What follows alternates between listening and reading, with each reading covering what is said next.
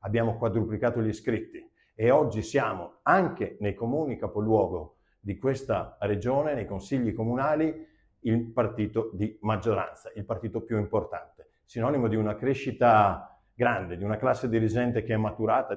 Insomma, una classe dirigente che merita di guidare il Veneto, sembra quasi voler dire il coordinatore regionale di Fratelli d'Italia, Luca De Carlo, nei giorni in cui il rebus centrodestra per Palazzo Balbi vive i suoi momenti cruciali. Un tira e molla che però sembrerebbe riportare l'ago della bilancia verso un candidato governatore leghista, vede la voce Alberto Stefani, anche se non sono in pochi nel carroccio a ipotizzare un possibile exploit di Massimo Bitonci.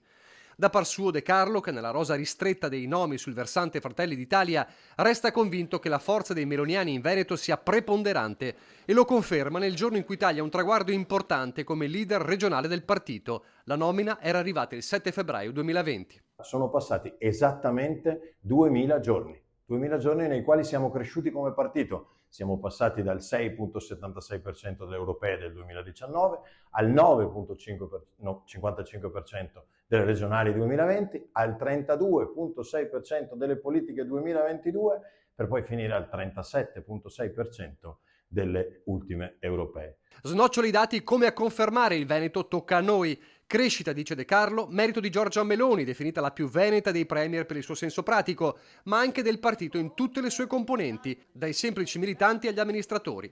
In attesa di Roma, lo sguardo a Palazzo Balbi resta insomma ben fissato. Sappiamo che saremo in grado di affrontare tutte le sfide con una grande consapevolezza e che soprattutto con la grande voglia di dimostrare che i nostri valori sono valori che i veneti apprezzeranno.